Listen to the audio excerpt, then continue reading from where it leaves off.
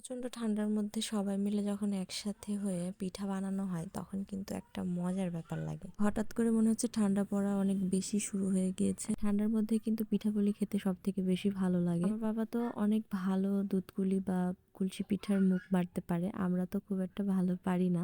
তারপরেও কিন্তু চেষ্টা করি, মোটামুটি ভালোই হয়। তারপরেও বাবারটা সব থেকে বেশি ভালো হয়। আর বাচ্চা কাচ্চাদের মনে হচ্ছে উৎসব লেগেছে, ওরা তো অনেক বেশি মজা করছে। আম্মুকে তো মনে হচ্ছে আনায়া বেবি ঠিকঠাক মতো করে পিঠার এগুলো কাটতেই দিচ্ছে না, সেই কিন্তু নিয়ে নিচ্ছে।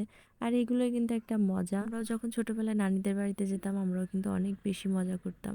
আর এখন আয়রা আনায়াও কিন্তু নানিদের বাড়িতে এসে অনেক বেশি মজা করছে, অনেক হ্যাপি ওরা। আর আজকে দুধ পুলি পিঠা বানানো হচ্ছে। দুধ পুলি পিঠাটা কিন্তু নারিকেলের সেই দিয়েই তৈরি হয়, আর খেজুরের গুড় আর দুধের শিরা করে তার মধ্যে কিন্তু ভেজানো হয় পিঠাগুলো। আর অনেক কষ্ট করে আমরা কিন্তু অনেক কষ্টের পরে এরকম করে পিঠাগুলো তৈরি করতে পারছি। সবগুলো পিঠা দেখানো কিন্তু পসিবল না, যতটুকু পারছি দেখিয়েছি। এরপরে আম্মু রসে ভিজানোর জন্য কিন্তু পিঠাগুলোকে নিয়ে গিয়েছে। পিঠাগুলো খেতে সব থেকে বেশি মজা লাগে সকালে ঘুম থেকে উঠে। আর এখন কিন্তু প্রচন্ড ঠান্ডা পড়ছে গ্রামের বাড়িতে, আমাদেরও কিন্তু সময় হয়ে যাচ্ছে চলে যাওয়ার। তারপরেও খুব মজা করে যাই হোক সকালে আম্মুর পিঠাগুলো খাচ্ছি, খুবই মজা লাগছিল।